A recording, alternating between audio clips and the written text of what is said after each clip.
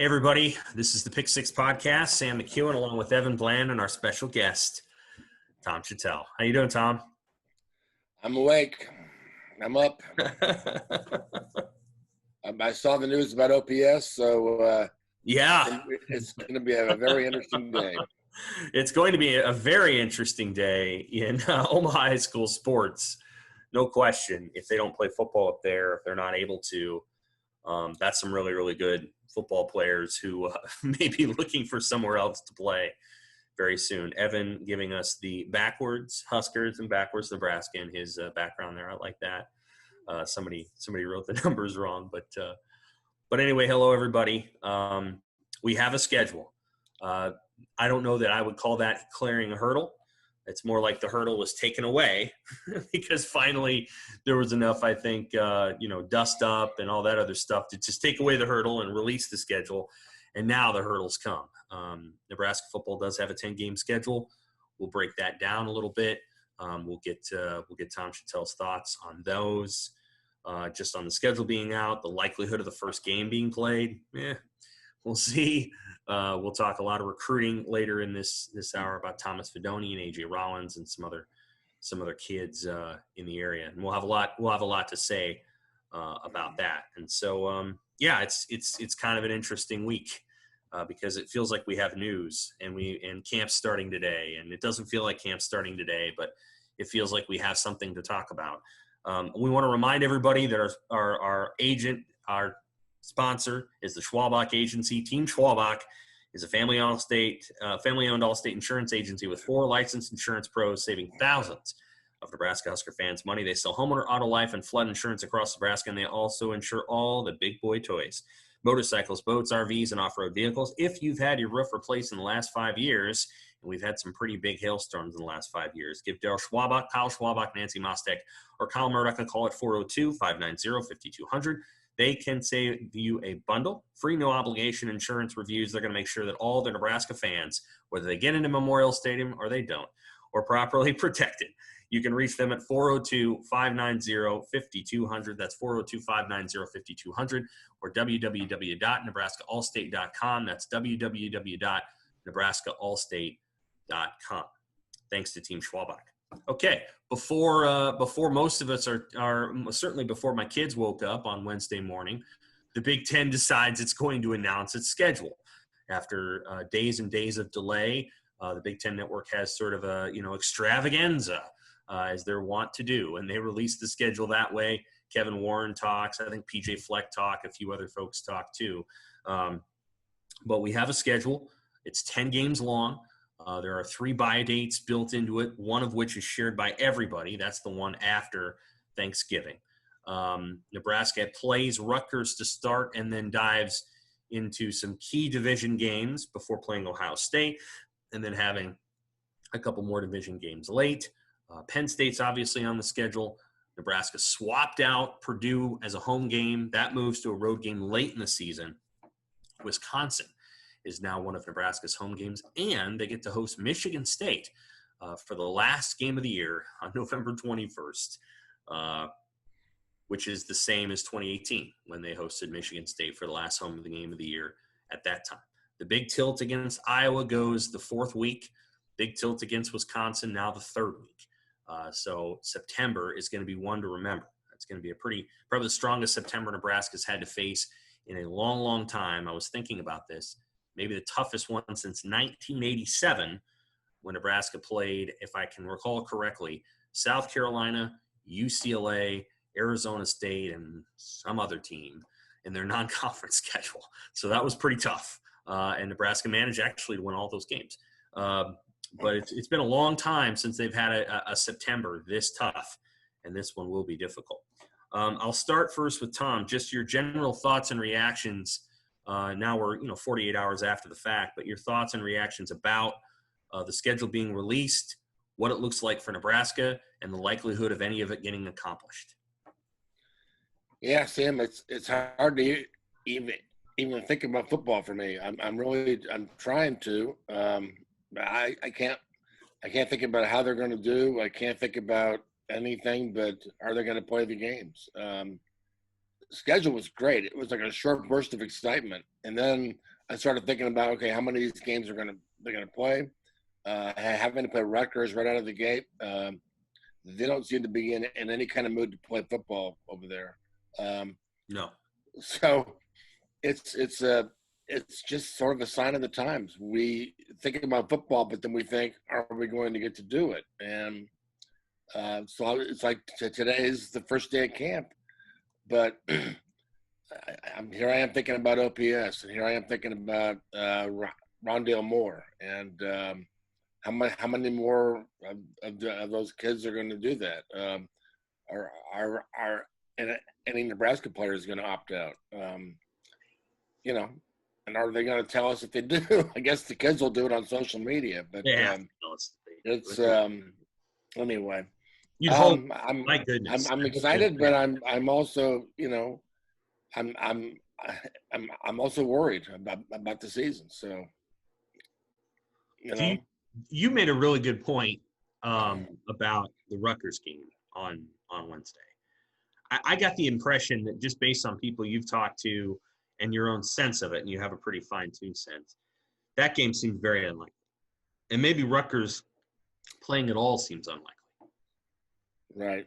They and I have since gotten an email from a fan that said that the numbers in New Jersey are actually better than they are here in Nebraska right now. Yeah. But that said, I've been hearing all summer that Rutgers and Maryland we're not going to play this year. So it's that's the problem with this season.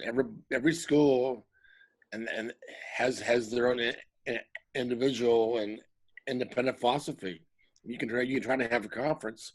You could try to be all for one and all in, but they're all individual universities, and they're going to do what's best for them. And so that makes it hard. I think ultimately what this high school and college season is going to come down to is some people are going to play and some people aren't. And the people who play are going to have to play each other. And how often they do that will be very interesting. And we'll try to follow along. And when they play games, we'll be there. But I think Nebraska will try to play. I found it interesting that a lot of players that came on Twitter and were very supportive of the football program in the school. They were.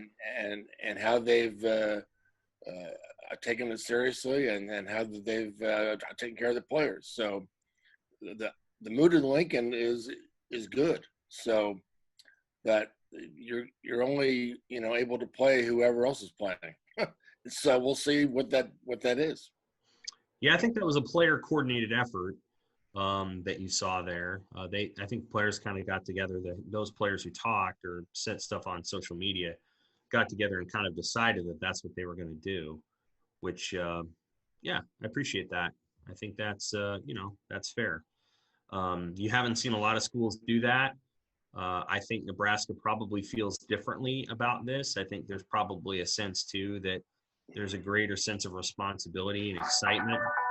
Oops, sorry. It was an automatic ad on my computer. There's a sense of responsibility there to the state that I don't think is forced on them, but I think they understand when they come here that this place does matter.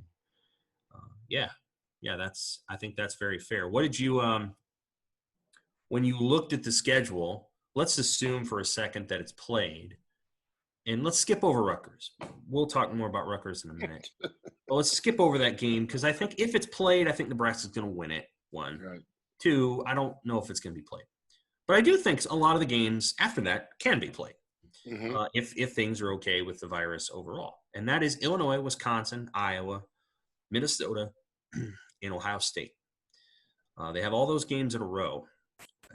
And a couple of them are at home. 3 of them are at home. When you look at that part of the schedule, that little group of 5 games, that's some nasty stuff to start the season. And yet you get the sense that it's not as hard as what they would have had if the schedule had played out as normal in 2020. Well, I will I will never predict Nebraska to beat Wisconsin, or for that matter Iowa until Right. they do it. Right. And they haven't done it in many years. But that said, Wisconsin won last year in my mind because they had a big kickoff return, and then they had a superstar running back. Right. Nebraska's offense gave Wisconsin fits that day. They didn't win the game, but they gave them fits. Yeah. That doesn't that what does that mean? I don't know, but maybe it means nothing. But to me, one of my takeaways from last season was that Wisconsin and Iowa did not dominate Nebraska physically. That I'm not saying those games were a draw, but Nebraska made up a lot of ground last year. They did not get pushed around in those games. They got beat, by Wisconsin the old-fashioned Oklahoma way. They had a great talent running back, and they couldn't stop him. Right. But Wisconsin is replacing that guy, and Iowa is replacing a very good quarterback. That's right. Who knew the system, and Kirk Ferentz has those guys every once in a while that they hang around forever, and they know how to beat you, they know how to make plays, and so getting those guys earlier, you get them later in November, they find answers, they find other things. Because they've got systems, they've got programs, they have guys coming up. But you get them a little earlier, it's a little, it's a little different. Now, you still have to go to Iowa, but we don't know how these games are going to be played in front of how many fans or what that atmosphere will be like. It's just weird. So I think they have a chance to win those games. I think maybe a better chance than they've had in the past few years. But especially with the physicality. But Nebraska's defense, so many question marks. Who's going to do what? It's I think the defense has a chance to because they do have a lot more depth and more answers than they've had. Yeah, they have a chance to be better by the end of the year. But so I thought it was a better deal for them to get those two teams if they've and let's face it, if they ever beat Wisconsin, it changes the whole season. It Right. changes the whole tenor of the season. It becomes a better deal if you can ever beat them. And so and now Iowa too. So I think it was a better deal for them to get them earlier than late. Agreed. I agree with that. The team that I think has changed the most since last season of those teams that they're playing, however, is Minnesota. Yeah. And the reason I say that is because they lost their two best running backs. They lost their second best receiver. They lost their best receiver, who's opting out for the NFL draft. And they lost 4 or 5 guys on their defense who are their best players. And when you take away Rashad Bateman from that team, which he took himself away, that's a different offense. Now, granted, Minnesota kicked Nebraska's rear end last year. That was a dominating win. I mean, that wasn't like Wisconsin and Iowa at all.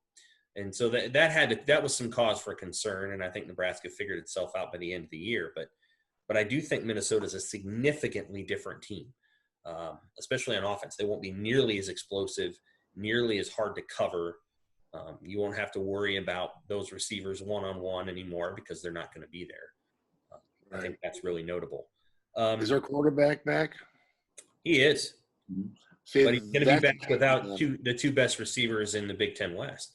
See, I don't know how they've recruited. I don't follow recruiting, but I do follow it enough to know that I guess I got my little handy guide out last year, and I looked at Minnesota's players, and the majority of their playmakers were I think 3-star guys.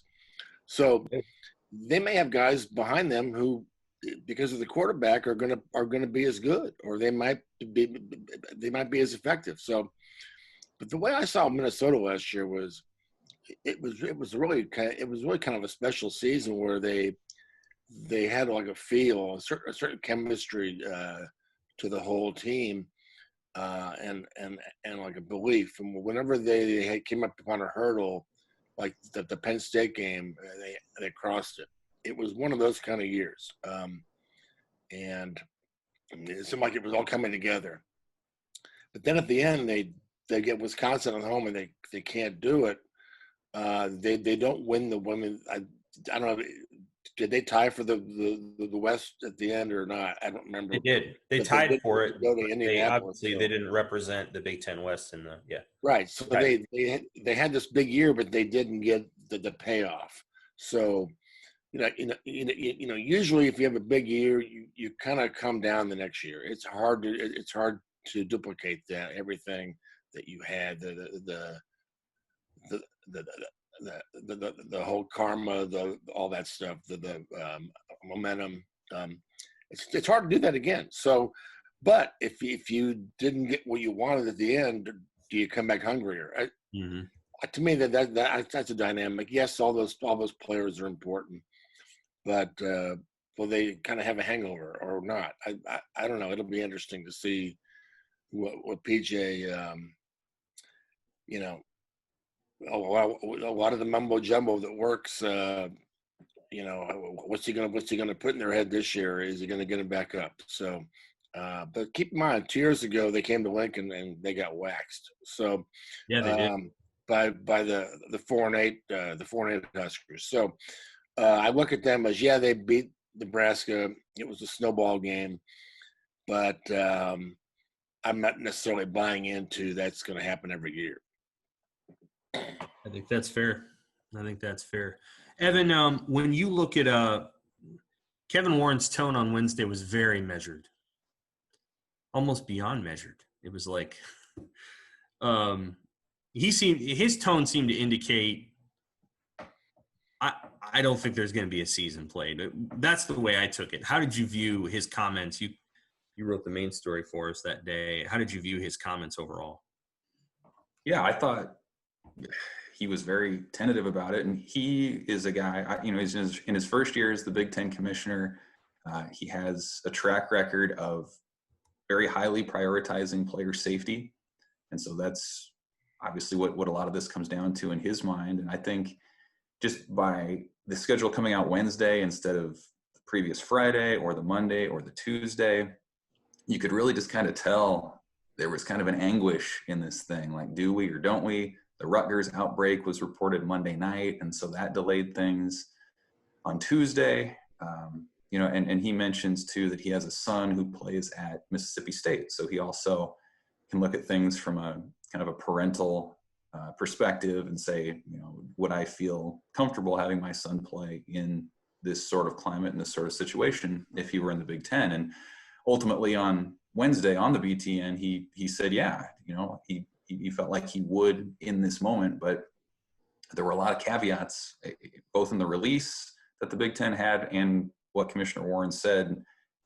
Yes, we're feeling good to go today, but just know that if things spike, if things change, things beyond the control of football teams, if cases spike in communities or local health officials say they can't go, then they're prepared to shut things down. So, they had kicked the can down the road enough that at some point you had to put a schedule out, right? I mean, they put it out 2 days before fall camp opened, 1 day before some other teams opened who were playing on Thursday or Friday.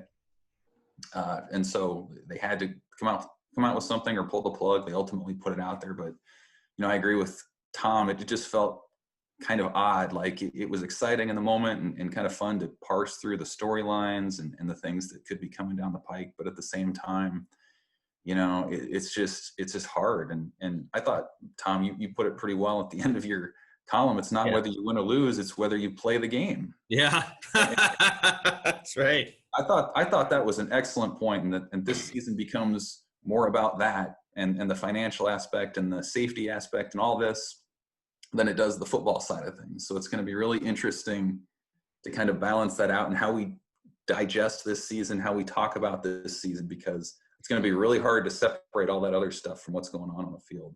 Yeah, I saw that on a bumper sticker. You know, I've thought all along, guys, that this might be like an exhibition season. Really, you know, so much of this is how administrators react, and administrators usually are very cautious and very conservative. They don't like to take risks, and I love the story about the 1918 Nebraska season that we had a couple weeks ago, where they just tried to get games. They just tried to find anybody who would play, and that's how they had their season. That's why there's a 1918 season in the history books. And this might be one of those deals where we look back and say 2020 they played K-State, they played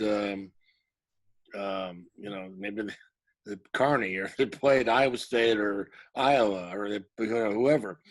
They just try Omaha YMCA. They still have a team. I mean, but maybe they'll find a high school team who can't play OPS. Right. But it's. I just think this season is going to be kind of wild, and I don't know if we'll have a game every week. I don't know who they're going to play, but I think Nebraskans would appreciate some games, and for the economy down there, and also for the schools budget. Anything that would save jobs and maybe save businesses is going to be appreciated. So, and then Nebraska's not alone there. There are other campuses that'll be hurting as well. So, if you can get a healthy team, and call somebody up, we'll see in 2 weeks. I'm not saying so some of these Big Ten West schools might try to play.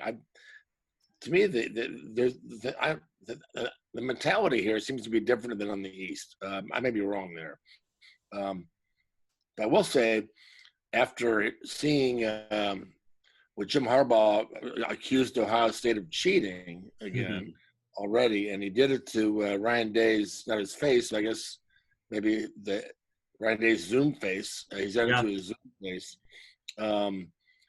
That's a game I want to have played. Oh, yeah. So I don't know if we're going to get it or not. Harbaugh's different, man. What a thing. He doesn't care. And Ryan Day has got a little bit of ruthless, maybe a whole lot of ruthless in him. And he'll do the old Woody Hayes. Why did you go for 2? I couldn't go for 3. So there might be a lot of that. And that's going to make that series fun. Maybe not a lot of fun for Michigan, but what if they don't play and they have to wait? They have to wait a whole year to play again, and they have that quote sitting out there. Of course, the problem for Harbaugh is they have to go back to Columbus next year. So, but one more thing, Sam, about the Iowa-Wisconsin thing, and that is it's going to be split up now. It will not be both at home, both away. I think that's good. Me too. Yep. I know Minnesota wants in on the action. Don't put all the emphasis on those two, but it's Nebraska is going to put emphasis on Wisconsin and Iowa, and I think it's better to have those split up. So it means we don't go to Jethro's Barbecue twice a year. But at least we get to go once, right, Evan? Or the Machine Shed. That's the other place. The Machine I like Shed. both. Yep. Got to get to the shed. That's right. Hey, I want to ask you guys too, with this new iteration of the Nebraska schedule, does that make you, assuming the season plays out as scheduled, do you guys feel more optimistic about Nebraska's chances at success, less optimistic, or do you think it matters than from what the original schedule was? You mean since the pandemic, or since the schedule came out, or I don't know? Yeah, I'm just saying, we've had the whole off season to digest what the 2020 schedule was with that brutal finish, the second half, and kind of there have been record predictions. Now that there's this new schedule out, do you feel more optimistic about Nebraska maybe winning some of these games given all the circumstances going on, or do you think that it ultimately matters much. Because I guess I look at it in some ways with what Nebraska has coming back at different positions and all the change that we're talking about with these other teams. And it feels to me like, maybe Nebraska's, I guess I personally feel a little bit more optimistic at their chances in some of these games than I did with the previous schedule. Yeah, I guess I haven't paid enough attention to what they've done in the offseason. Not that matters a whole lot because you're going to get out and play the game. But I guess I always kind of thought that they would be around 6-6, Evan. I don't know who's going to catch the ball, who's going to score touchdowns. This offense, the whole thing is based around guys running fast in open spaces and getting to the end zone. And I don't think they have enough of those guys yet. I think that those guys are coming. I'm not sure that they're going to be ready this year, but a lot depends on the quarterback, and everything you hear about Martinez is that he is ready to go. So we'll see. And the defense, how good are they going to be? It's not going to be good enough. I mean, the offense is going to have to carry this thing, and I'm not sure the offense is. Again, receivers are as important to this program as the offensive line was to Tom Osborne's program. And the receivers are kind of like the pipeline now. I'm not saying you don't want to block. Of course you want to block. But receivers are big, and they're getting that thing stocked up. To me, a big thing would be the tight end. They got to get the tight end going. 2 years now, we haven't gotten a tight end going. We need to get that. That's going to be a big thing for this program. Yeah, I agree. I mean, I think it's so weird to think about the season because, I thought a lot about it actually, but especially in like May and June when I thought it was more likely you would have, just sort of a normal season. But yeah, I don't know. I mean, I think they have a chance to finish with a winning record, and I think 6-4 would be a success. The way that you look at it is, you go 6-4 and then you add 2, and they had an 8-4 season. If they go 5-5, they would have been 7-5 because you assume they're going to beat Central Michigan and South Dakota State, and so that's kind of the way I look at it. 5-5 equals 7-5, 6-4 equals 8-4, 7-3 equals 9-3, kind of like that. So I think that's probably the way that I look at it. I think 5-5 or 6-4 are possible. I think anything better than that, and they're having a hell of a year. I mean, they're having really a hell of a year. If they go 7-3, it means that they beat some teams that people did not expect them to beat. It means they beat at least 2 ranked teams. It means they probably ranked themselves. And that's possible. I mean, I don't put it out of the realm of possibility that Nebraska can do that. But they do have to score points. I think Tom's right there. And then they're going to have to be able to play some defense. And right now I'm not convinced that their defense will be better than it was last year. I'm not sure you're replacing 3 really good defensive linemen. And if you can't stop the run up front, it becomes a harder deal all around. And I think they'll stop Rutgers, but I don't think that Illinois game is going to be easy. If presuming it's played, I think Illinois probably got its best team that they've had since Lovie Smith got there. They're not going to come in and crap the bed. I think Nebraska will beat them, but I don't think they're going to come in and lose, 35-14. So it's going to be challenging at times. The game that I think could end up being either not played or ugly is Michigan State. I don't get the sense when we talk about teams that I think don't have as much appetite to play. I think Michigan State's at the top of the list. Right. I really do. Beyond Rutgers, beyond Maryland, I've heard some rumblings about Minnesota, but I just don't get the sense that Michigan State is there. I understand it. They didn't get any spring practices. They have a brand new coaching staff. I don't know that they gain a lot out of having this season, but when you see offensive and defensive linemen who are returning for next year, opting out, that's a little different than Rashad Bateman going to the NFL. Like that's a whole different thing. And when linemen start doing that, then, there's a chance that they could have 5 to 7 to 10 players do it. And at that point, Michigan State's going to be pretty, they're going to be pretty thin. So presuming I just don't get the sense that there's a great deal of energy there to play that game. They'll probably be a pretty dang good team next year. They were young anyway and needed a year. And Mel Tucker's a pretty good coach, but I get the sense that one could be ugly if it's played. I just don't know if it'll come to pass.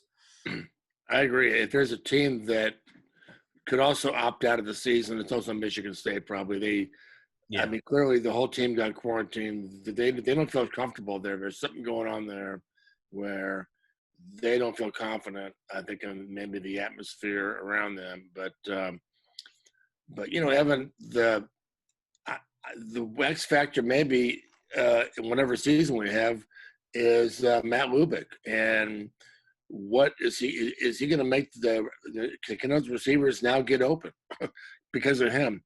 We heard the receivers couldn't get open the last couple of years. They didn't run in the pass routes, and Martinez couldn't find them, and well, at least not last year. And so, are we gonna? Is there going to be a receiver who really steps up because of this change at the receivers coach? Is Lubick gonna frost together? Going to change things?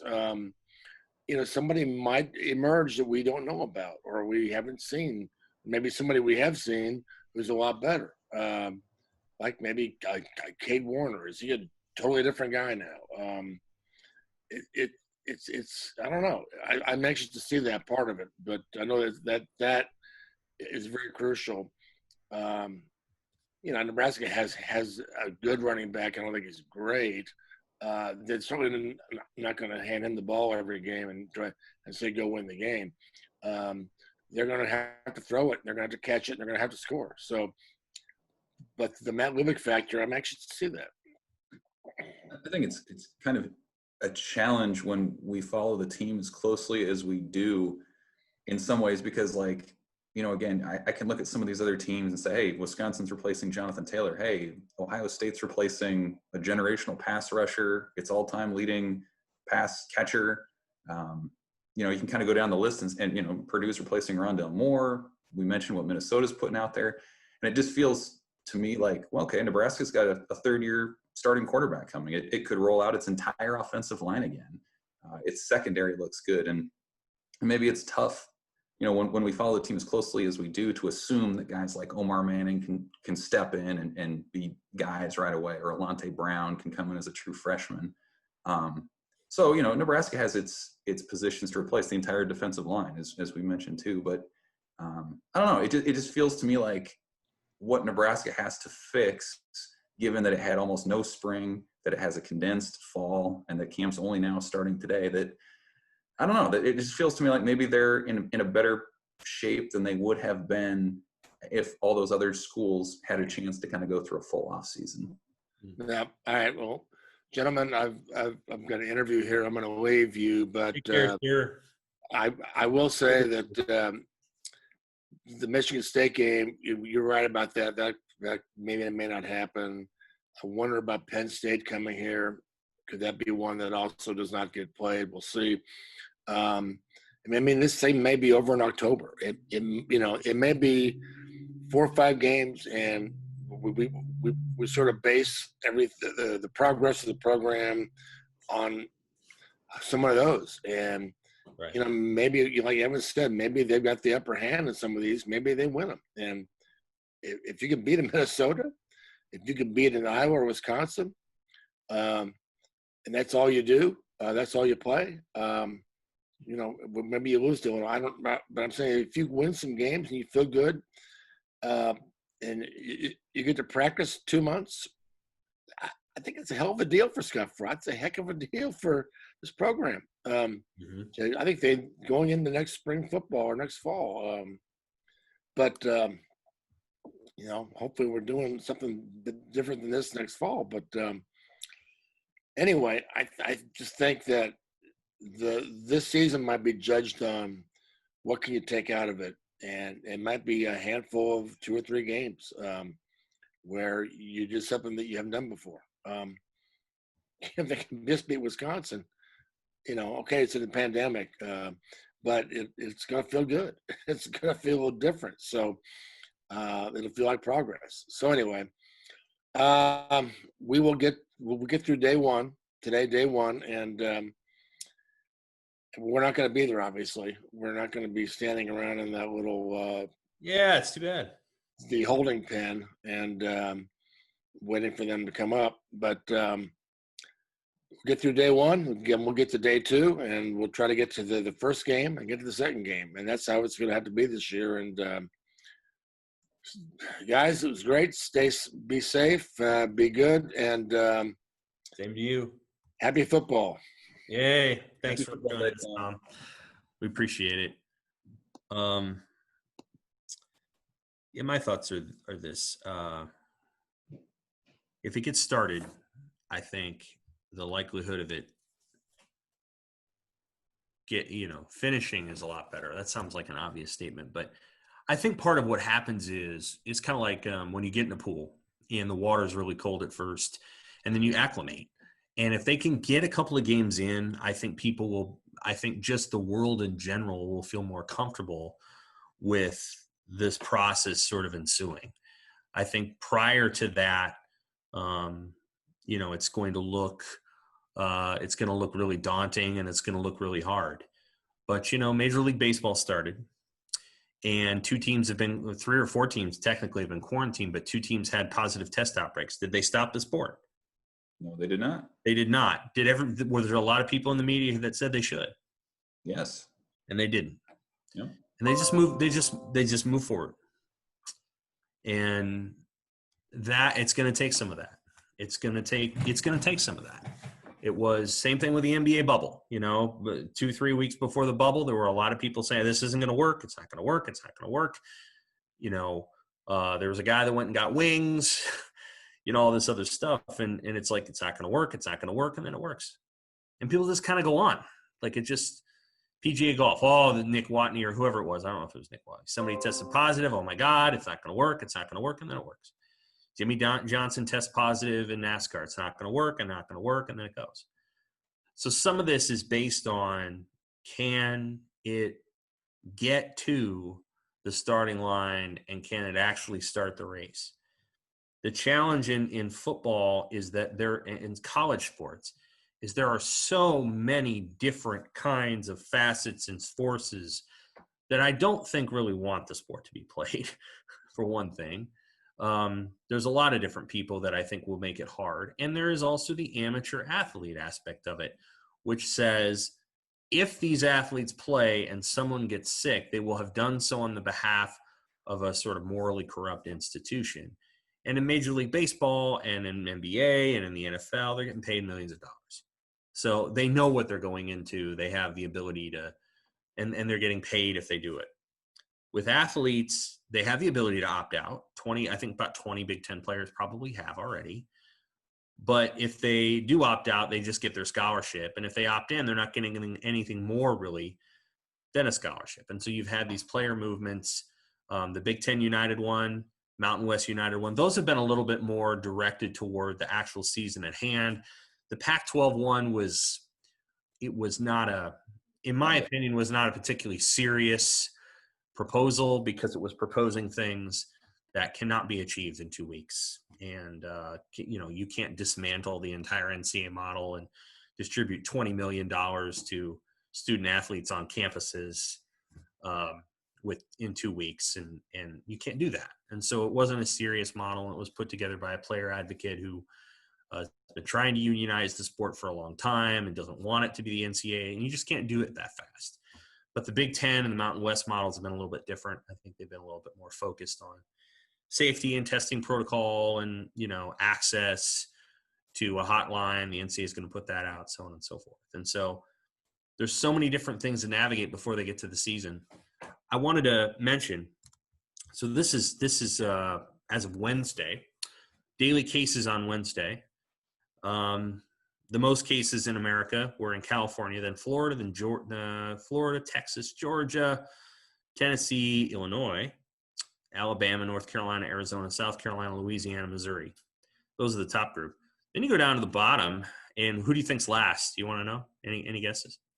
Alaska? No, Maine. Maine, Vermont, Connecticut, New Hampshire, Alaska, Wyoming, Hawaii, Delaware, District of Columbia, Kansas, South Dakota, West Virginia, North Dakota, Rhode Island, Montana, New Mexico, Massachusetts, Oregon, Nebraska with 332 cases, and then right after Nebraska, New Jersey with 377. So Nebraska has the fewest number of cases of any big school in the Big Ten footprint per day. New Jersey is second. But here's the biggest difference between Nebraska and New Jersey. So right now, the cases are actually very well controlled in the state of New Jersey. But here's the thing. When it gets to deaths per 1 million of population, Nebraska's quite a ways down the list, a long ways, actually. I think sixth from the bottom, something like that. The least is Hawaii, Alaska, Wyoming, Montana, West Virginia, Oregon, Maine, and then Nebraska's in there somewhere. I can't remember where they're at. Nebraska is about in the middle, 176 deaths per 1 million population. New Jersey has 1,793. And when you've been affected like that state has, I think it's pretty natural and understanding that you will do just about anything to make sure that doesn't come back. And they've had almost 16,000 deaths in the state of New Jersey from COVID. And their perspective, the level of sorrow and pain and all those things that they've experienced is very different from what Nebraska has experienced. And so you have to have some understanding for where the people who are in and around that state and who may have decision-making power at Rutgers, you have to understand where they're coming from. And where they're coming from is they had a horrible spring. I mean, it was a terrible, terrible spring. And even though things are better now, they want to move, heaven and earth to make sure it doesn't get that bad again. Whereas in Nebraska, although obviously people have lost their lives and that's tragic and horrible, the experience hasn't been quite as bad. It just hasn't. And so I think that, there's an informed level there that I think people have to appreciate. My understanding of Rutgers as a football team, I think Rutgers probably wants to play their game. I don't get the sense that Rutgers wants to bow out of this. I think there's powers that be around that program that may not feel the same way. And we're going to find out really soon because Rutgers went into its quarantine on July 25th, which means they're about ready to come out of it real soon, right? And so even though other kids have gotten cases and they've tested positive, the team, not all the team has it. And so if they went into quarantine on the 25th and there's players who did not test positive for it in 14 days, they should be able to leave. And they should be able to start practice relatively soon, whether that's this weekend or it's Monday. If it goes on for weeks where they're still in quarantine, even though players have not tested positive, then that gives you a sense of where they're at as a program. Like you'll know pretty quickly. If they start practice with the 70 or 80 guys who can, then you'll feel better about that first game being played. If they're still in quarantine by Friday of next week, which is August 14th, then that means that they've kept all the guys in quarantine who didn't test positive and have been quarantined for 20, 25 days. And so we'll know pretty fast if that game's more or less likely to be played. I just think I keep going back to okay, whenever Nebraska plays its first and second game and whenever it scores its first touchdown, I don't know, will it feel normal? Will it not feel normal? Normal? No. At what point if at all, does the discourse this season turn mostly to football? Or instead of tracking, red shirt games used, are we starting to track positive cases? And that's going to be part of the rhythm every week too, is, hey, did the team that Nebraska just played, did anybody test positive? And what does that mean for your availability? And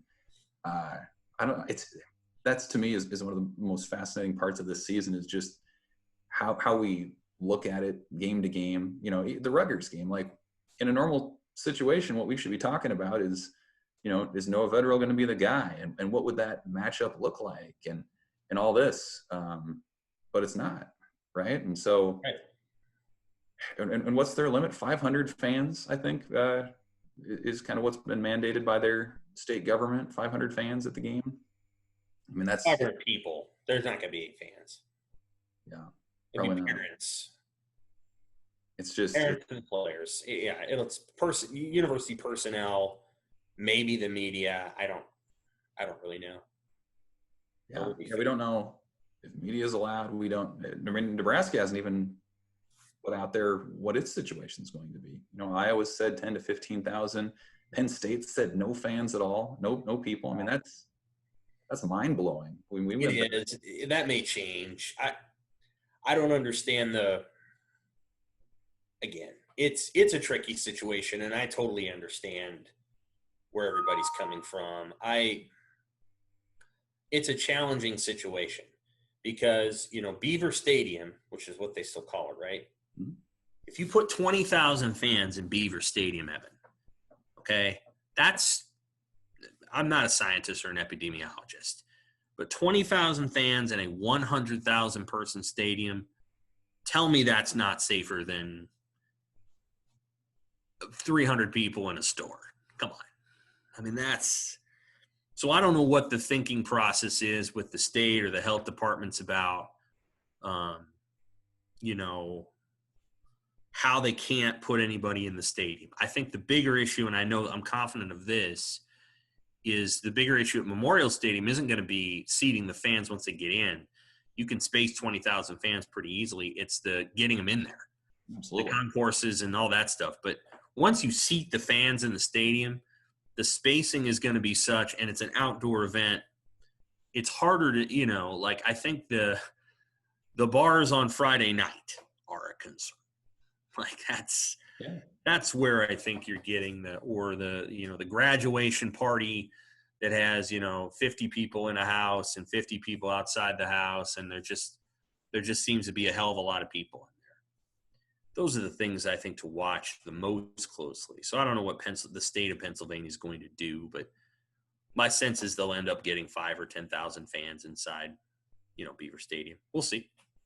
But yeah, it's going to feel different because there's not going to be a crowd. And,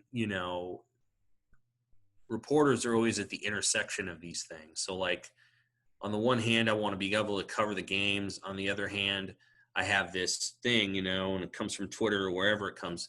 This shouldn't be happening. This shouldn't be happening. And so, we're always at the intersection of what public, of that conversation. We're there to cover an actual competition. The story is going to be that the competition was played.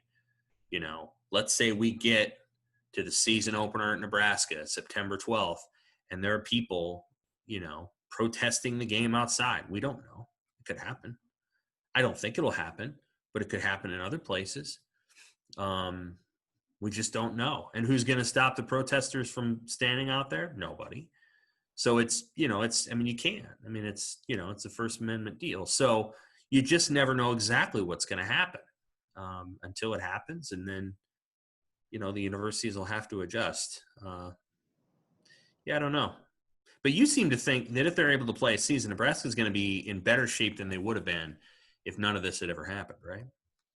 I do. I mean, again, as we've talked about, they were smart and they were proactive in getting athletes back to campus in waves. They've been working out all summer. That is not the case with a lot of these schools, given outbreaks and just how they've approached this pandemic.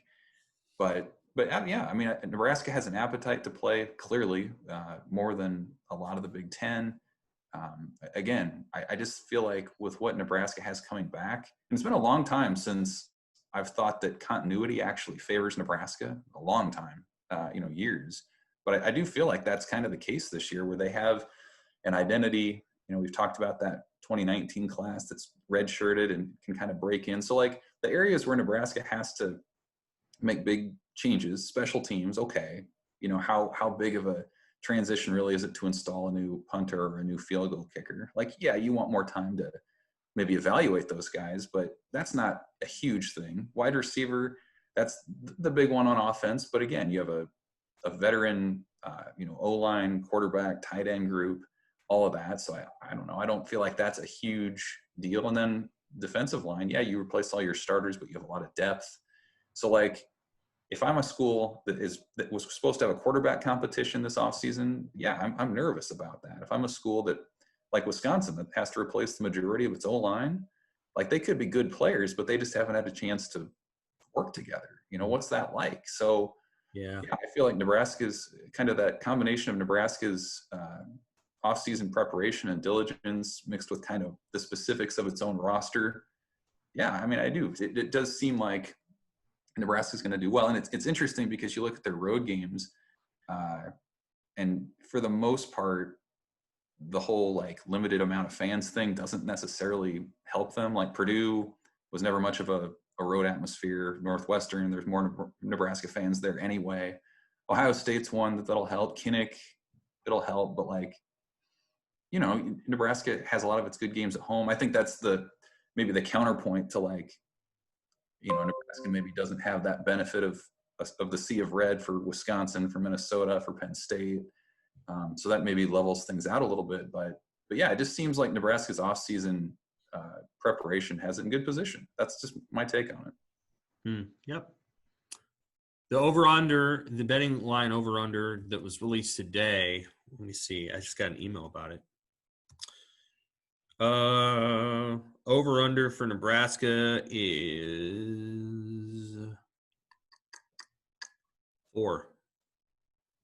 4 wins. So you going over? 4? Yeah, I am going over 4. Okay. I think 5, maybe 6 is where I'll end up. How about you? I would go over. Well, What's weird about this is the Northwestern's at 5.5, and I don't get that. Really? I don't get that at all.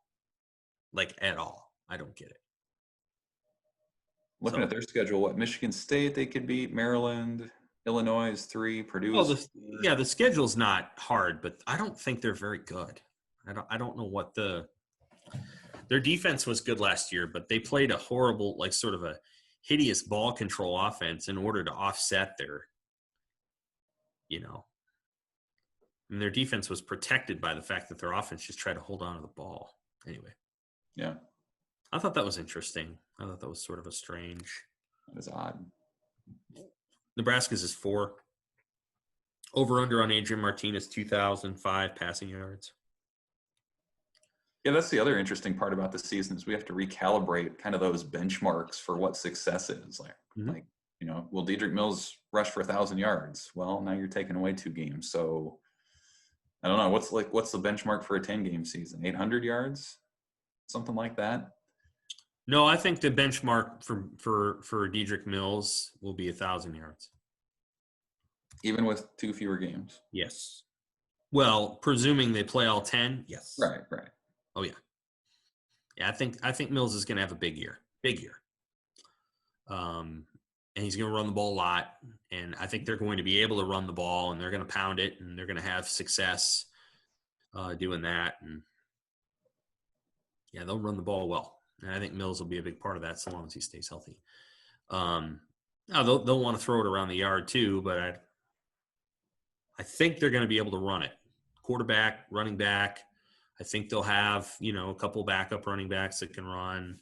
They can use Alante Brown on sweeps or Wendell Robinson or whatever.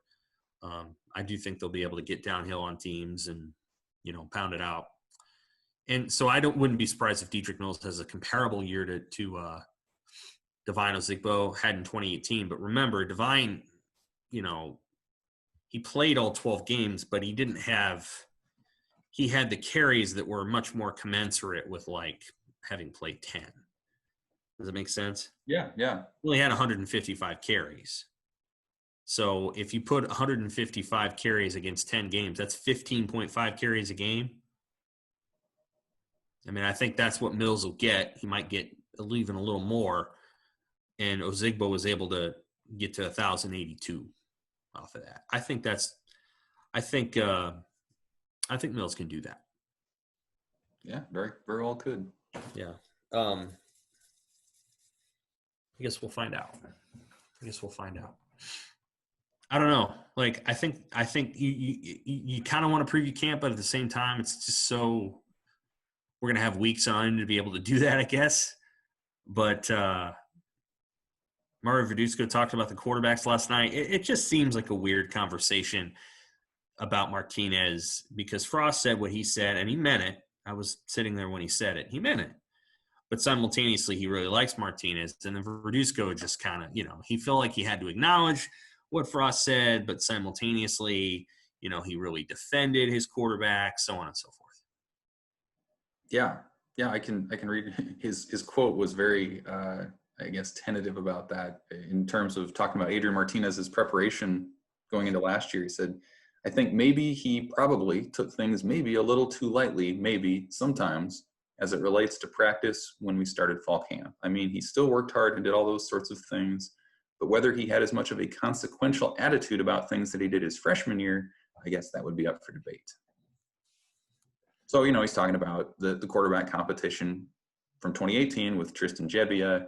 There was something on the line and maybe gave Martinez that edge, whereas last year he was pretty well the clear-cut guy going into that season. And so, Mark, as you mentioned, Verduzco kind of walks the line between acknowledging what Scott Frost said last month with this idea that, hey, he tested him before the season, before every game in terms of the playbook, psychologically, all this, and felt that he was fine. So, they feel comfortable rolling him back out. I thought it was notable that most of the conversation of that position breakdown on the Husker Sports Network was about Martinez. I mean, he did mention McCaffrey and Logan Smothers, but most of the discussion was around the guy who's probably going to be your third-year starting quarterback. And so if we're talking about the season and presuming it happens, that's one of the big questions. Is it the freshman season that we all saw 2 years ago? Is it kind of that uneven year last year when interceptions and touchdown passes were more or less even and he was riddled with injuries? But, Verduzco also made the point, and this is absolutely valid, that the measure of a quarterback is also dependent upon what's around him. And, you think about the starting center last year was a converted tight end who it took some time to get those snaps down. That you have to take that into account. You have to take into account the wide receiving group just wasn't able to create a lot of space, or the fact that, Wan'Dale Robinson, one of their best receivers, was playing running back. Who's their second best running back? Yeah, and then the defense, struggled quite a bit at times too. So, and he was injured. So, I know it sounds a lot like excuse making at times, but again, if you feel confident in somebody, these are other factors you just can't ignore. And it does seem like in a lot of ways Nebraska's addressed these in the offseason. So you got to figure they're gonna put him out there. He's earned that, I think, and there hasn't been an offseason for him to step up and prove it because there haven't been spring practices. So, we'll see. But by all accounts, they feel like he's ready to go, and I think ready to take a big step forward. Yeah, Adrian's going to get – again, we have to constantly use this caveat with Rutgers. If Adrian's going to get those first two games to show it, I feel very confident about that. Short of testing for COVID or getting injured, I think Martinez is your guy. Yeah. And we'll get every opportunity to be as good as he can be. You can't go the whole season though with what happened last year and not give McCaffrey a chance. So McCaffrey's going to get a chance if what we saw in South Alabama. And I'm not saying this because I know this for sure. I should limit that. No coach has told me this, but my feeling is if what we saw against South Alabama is what we see at Rutgers, 45% completion rate or whatever, and it's just a rough go, well, you might see McCaffrey because I think you have an opportunity then. You're not saving any red shirts. You got to see what the young Colt can do. And then there's the running piece. Both are good runners. And so you're not really having a drop-off from the running department if you go from Martinez to McCaffrey. You might even get a 3 or 4% bump with McCaffrey, although I think Martinez is a good runner, really good. The receivers should get separation, that they've recruited it pretty well, I think. And then, you hope that at running back there is a number 2 who can spell Mills. But Mills, I think, is the kind of guy that, if he told Dedrick Mills, we're going to have to give it to you 35 times today, he would smile and say, all right. I don't think it would bother him one bit.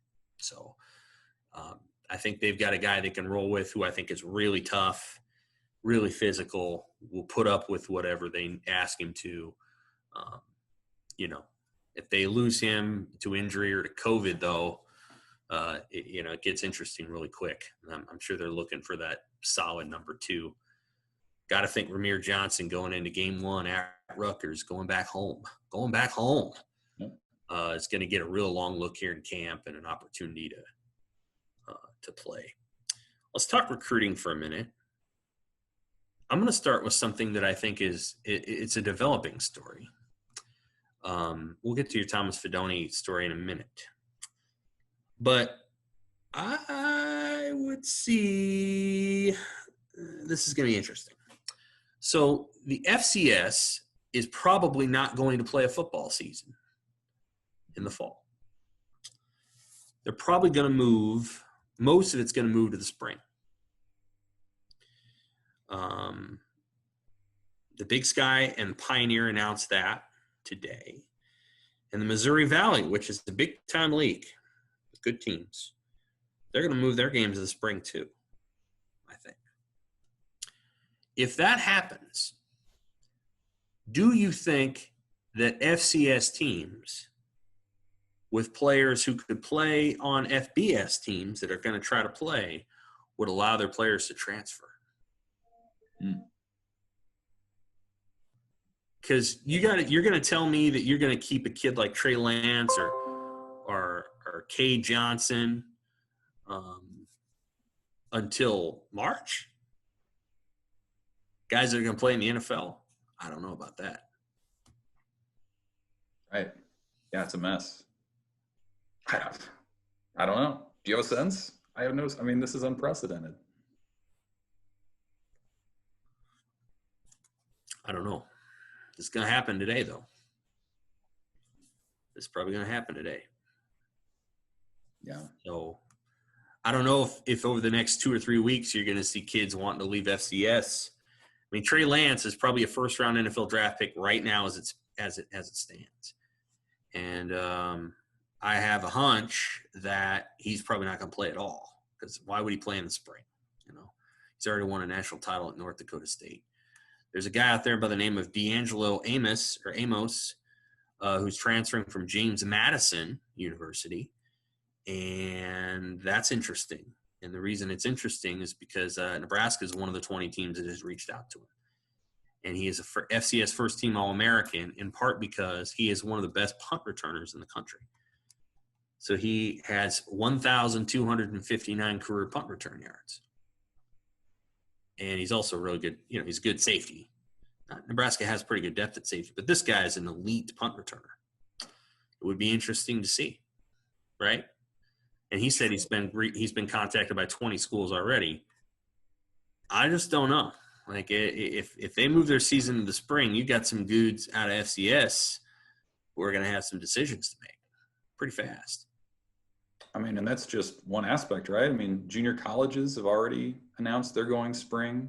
Yeah. Well, but that's a big deal. Those kids can't get out though a lot of times because of their grades. They can't get out. Yeah, but I mean, if you're a school like Nebraska who brought in 5 in this class, how do you evaluate that? Is it all off-season workouts? Right.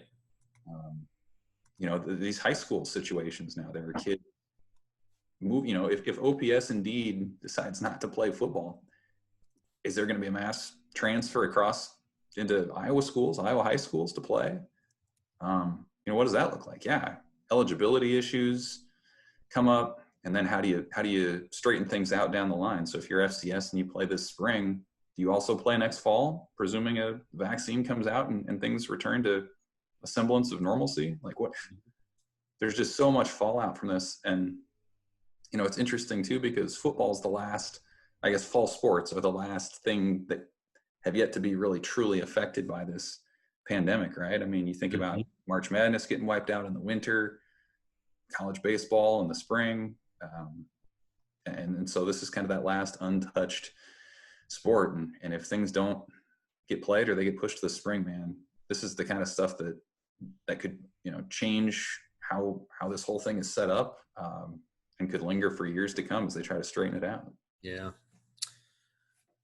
Just be worth watching in the next couple of weeks here, because there's some kids at the FCS level who are more than good enough. Don't really know, though, how the NCAA would have to change the rules and let these kids go, and then let FBS programs add them, which I don't know if FCS programs will be willing to do that. So let's talk Thomas Fidone. So this is basically Nebraska's number one target, perhaps of any recruit, but certainly among tight ends, pass catchers. Yeah. And there aren't any official visits right now. The NCAA isn't allowing those. They're also not allowing unofficial visits. In other words, the thing where prospects, come down and meet the coaches on their own and spend their own dime to go see a game or to just hang around. They won't let that happen either. So what you're seeing in lieu of that are these sort of set up prospect tours. And why don't you take the story from there? Thomas Fidone had a visit to Nebraska. It was a pretty full visit, and it did not involve the coaches. Right. Yeah. I mean, he had been to Nebraska as an unofficial guy, as an underclassman, a number of times previously. But, the recruiting shutdown has been in place since mid-March. So he hasn't been able to get to LSU, Michigan, some other places that he wants to go see. He hasn't been able to get back to Nebraska either. And so I think what you're seeing, and this could eventually be a pretty big storyline with this team, and it is this 2021 group of Nebraska commits have been working on Fidone for a long time. And they know him a little bit. Heinrich Harburg, the quarterback from Kearney Catholic, kind of knew him a little bit from 7-on-7. But for the most part, these guys have just been interacting on Twitter. You're talking about Teddy Prohaska from Elkhorn South. You're talking about Henry Latufsky from Mount Pleasant in Iowa. And so there's been a lot of Twitter interaction, but they took it upon themselves as commits to reach out to Fidone last weekend and say, hey, let's crash at Teddy's place in Elkhorn, and then let's go spend the day hanging out with some current Husker players on Saturday. And so that's what they did. Fidone said he didn't have much going on. So, he was one of a handful of guys who just crashed in Elkhorn on that last Friday night. They pile into Harburg's pickup, essentially, the next morning, roll to Lincoln, meet up with a bunch of current players. They went to Bryce Benhart's house, Turner Corcoran. So some of the younger offensive linemen, they went to go to the watering hole, have some wings.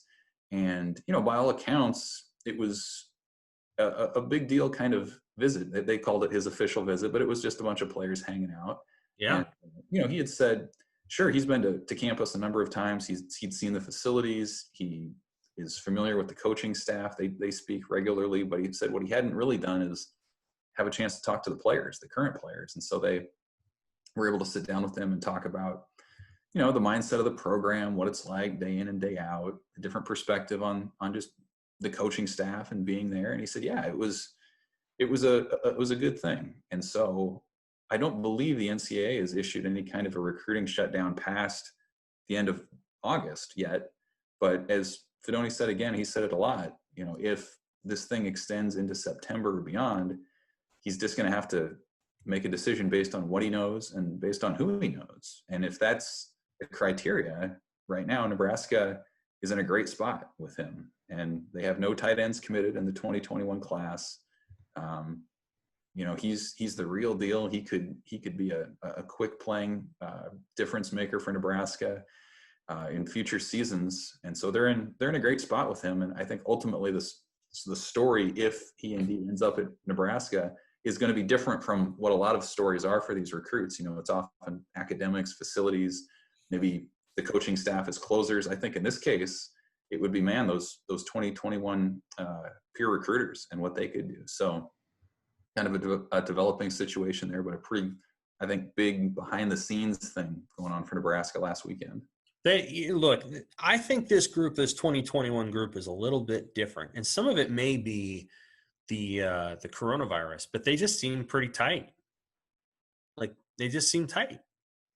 Oh yeah. They did the fishing competition. They've had a dunking competition on Twitter. We've seen these guys interact a little bit, and it's not it's not fake. I mean, they enjoy hanging out. It feels like it harkens back to a simpler time when you can just trash talk. You know, you listen to Henry Letufsky or Teddy Prohaska talk about each other, not even to each other, about each other. It's constant trash talk. It's constant competition, almost like siblings. You know, you want to be better than the guy, but you can also tell they really care about each other. And so I think that's the case with some of your quieter guys in the class, your Patrick Paytons, your Randolph Kapais, guys like that, you know, we're not maybe quite as vocal or upfront about it. They've been big parts of this thing too. And yeah, it's a tight class. It might not be as highly rated as what Nebraska has brought in the last couple of years, but ultimately, you know, it could just kind of provide some of that intangible stuff, some of that karma, whatever you want to call it. Yeah. It could be really important to a program. Yeah, I think, you know, I'm still not – this feels a lot like the 2019 class, I think is the way I want to put it. Yeah. I think the 2020 class has some real talent in it. Some of the players were put together late in the process. You know, they've already had 2 guys leave. One of the guys didn't surprise me that he left. Kind of surprised me that Henry Gray did. Didn't surprise me that Jaden Francois did, you know. But this group that they've got here in 2021, it just feels like a group of kids who, I don't know. We know quite a bit about a lot of them. The one guy we don't know much about is Patrick Payton, and he might be the best player in the class, but I've never talked to him. I don't really, you know, he's switching schools. I don't know. But everybody else in the class is pretty, you know, I mean, Marcus Buford, he's got buddies on the team now. Mm-hmm. Lardarius Webb Jr., you know why he's there. You know why he's in the class. Malik Williams, they've recruited him for a long time. Still think the tape needs to improve, but they know why he's in the class. It just feels like a group of guys that you kind of already know.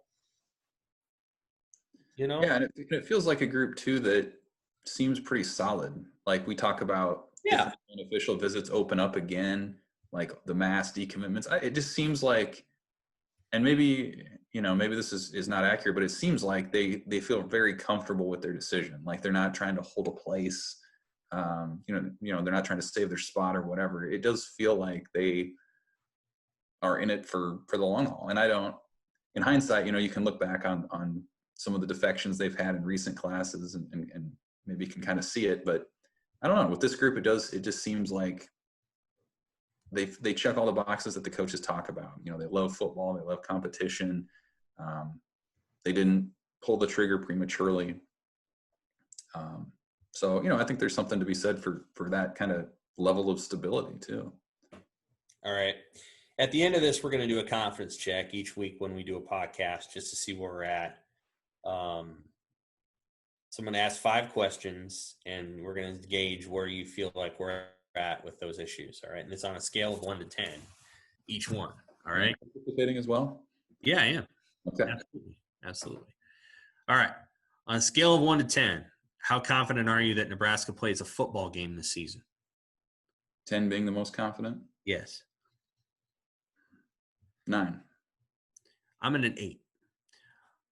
How confident are you that Nebraska will play Rutgers in the opening game of the season? 5. I'm at a 4. We'll see. Maybe that'll go up. I'm in the orange part of the dial. I'm not trying to make light of the coronavirus now. I'm just saying I don't know. Third question. How confident are you that Nebraska will play its final game of the season against Michigan State? 5. I'm a 3 on that. I think the season could get the date I'm circling is October 24th. That's when Michigan plays Ohio State. Anything after that's going to be, you know, TV gravy. That'd be my thought. We'll see. On a scale of 1 to 10, how confident are you that Nebraska can win the Big Ten West? 2. I'm at a 4. And on a scale of 1 to 10, how confident are you that there will be a college football postseason this year? In other words, bowl games, college football playoff, that stuff. Bowl games, I would say 0 to -1. College football playoff, 3. I'm at a 1 on the first one, and honestly, I'm at about a 2 or a 3 on the second one. So those will be the questions we ask every week. First game, last game, play any games at all, win the Big Ten West in postseason. So Good. We'll see what happens. But that's going to be our podcast for this week. We'll be back next week. By then we'll talk to Frost and coordinators and players. We'll have a little bit more to share about the actual football portion of this, and we'll go from there. But thanks for everybody who joined. Thanks to Tom Shatel. Thanks to Evan. For Tom, I'm Sam. Thanks for listening. Bye.